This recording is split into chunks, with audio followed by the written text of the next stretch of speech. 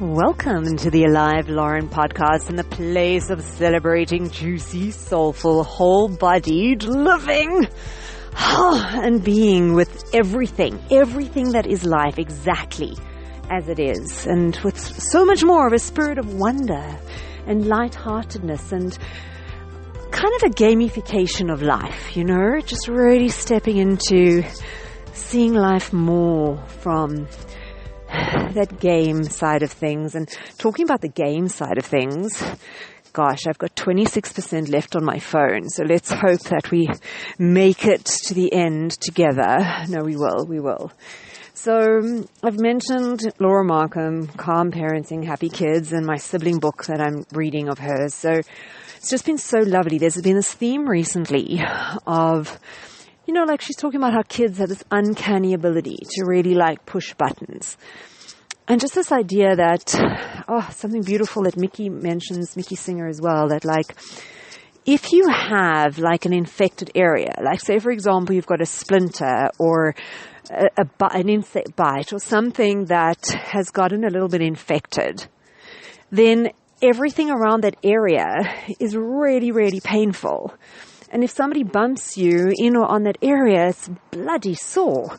But if you had the same knock or bump anywhere else on your body, you'd hardly notice. And it would be don't worry. But if someone barely touches an area that's already inflamed and infected, you can go through the roof. And this is the thing, that our buttons, they aren't really, the areas of sensitivity are because they're inflamed areas within us that perhaps are linked to traumatic experiences that we just didn't feel deeply and process at the time, and we've lingered on with them. And when there's so many things you want to say in your head, but try to get them out and they're all in one go in your head.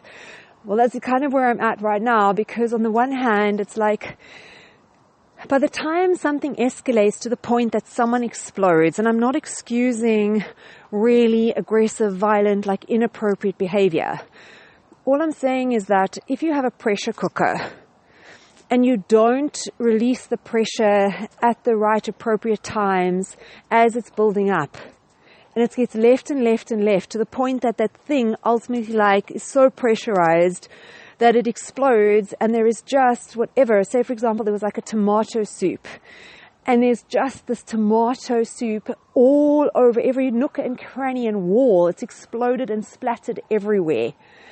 Now, at the point that it explodes, it's not really that pressure cooker's fault, because that pressure needed to be released before. So I'm not excusing. This isn't an excuse. It's just saying that by the time things escalate to a point where someone gears into being so uncontrollable, there were many warning signs before that.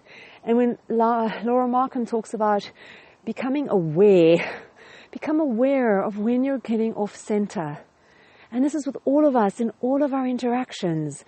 And when you're aware, do whatever you can. Find the tools, the skills to help bring you back to center. If you can, remove yourself from the situation. If you can, just close your mouth mid-sentence. If you can't leave the situation, can you take a few deep breaths? Depending on the situation, can you do something drastically different just to shift the energy? Can you put on a soundtrack? Can you just do something that breaks the kind of crazy, that if you're feeling it, just something. And becoming aware, not to leave it to the point. And this was the thing that I just thought was so beautiful, was if you think about, if you drive a car and your car has warning lights, it flashes that the oil is almost finished. You would never, those warning lights are because potentially you're going to run out of oil, which is going to be a problem for the car, and it can overheat and it can damage the engine. And you could be in a terrible accident. But if it's functional, that warning light is there, that some action needs to be taken. It's the equivalent of becoming aware that you're losing your center or something is triggering. You wouldn't get cross with the warning light. You'd be grateful for the warning light. And in the same way, in pressure in cabins, in airlines, when cabins dropping and the masks fall, things for oxygen, anything, these preventative things are there to be grateful for. You wouldn't shout at them. And it's almost like in life that our warning lights, through our interactions with one another, we help each other identify we are each other's warning lights to areas that need attention, that need love, that need healing, that need compassion and resolution. So when somebody says something that triggers or pushes a button, it just means that is a warning light to an area that needs love and affection and tenderness. It's not to get cross with the button because someone pushed the button. Like generally we live in societies where when someone pushes a button, generally John says something that triggers Anne. Anne shouts at John and says, you did this, you're making me feel this. It's not. Anne's got a place that needs healing and care and tenderness and love. It's injured, it's infected, it's unresolved. The fact that John said something that touches on that area, it's like, oh my God, thank you, John. Thank you. You are my warning light. You are my battery's low. You're nearly out of oil. What if we could reframe the way and to actually fall down at the feet of one another in gratitude for the time that we get triggered as oh my God, thank you. It's imagine when kids play these games and they've got to discover things within the game. And this is in life, we play this game of discovering any of the things. You don't even need to worry about finding them. Just as you live your life, become aware of the things that are triggering a response that's disproportionate to what's going on.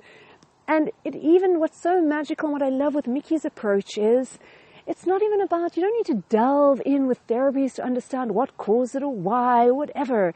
That the most healing therapeutic thing you can do is to feel, acknowledge what is coming up without judgment, without anything, and be brave and courageous enough, with a life contraction. When a woman is in labor and having a baby, you cannot, when that contraction is coming, there is no way that you can say, contraction, I'm not interested, you're not coming.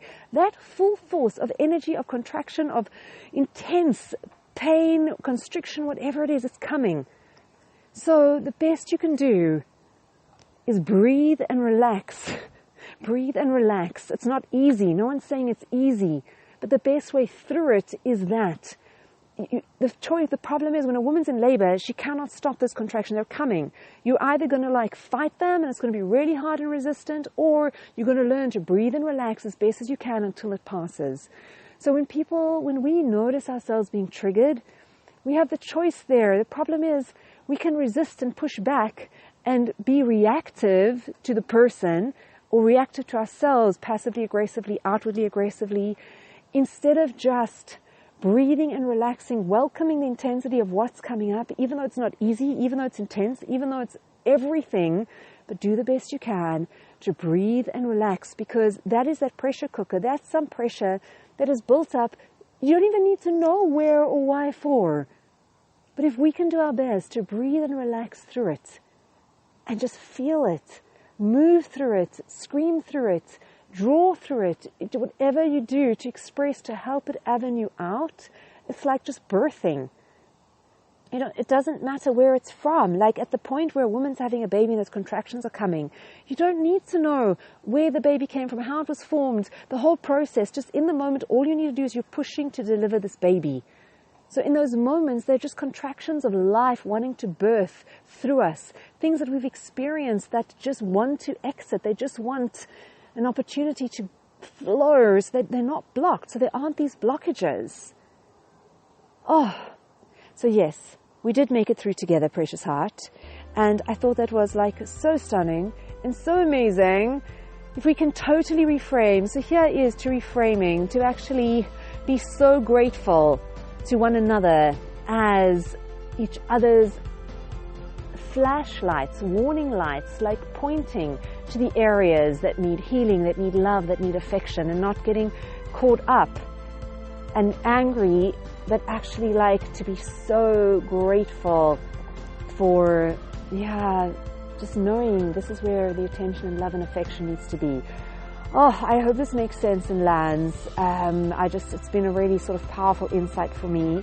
And then in terms of business as a force for good, I'd mentioned the other day, so this friend of mine who'd done her course, and one of the other aspects, just a quick one, was also like an app, which was so cool about reducing food waste, that if you've got a few like random items in your fridge that you don't know what to do with 3 ingredients, you can enter them on this app, and it'll give you like a whole lot of different ideas of something that you can cook and make. And I just thought that was so very, very marvelous, because then instead of it going out to waste, here's some ideas. So I'm not quite sure exactly how business-ified the business side of it works, but just as a solution to food waste, a creative idea, I just thought it's very worth celebrating. So happy adventuring, precious soul, until we meet again. Mwah.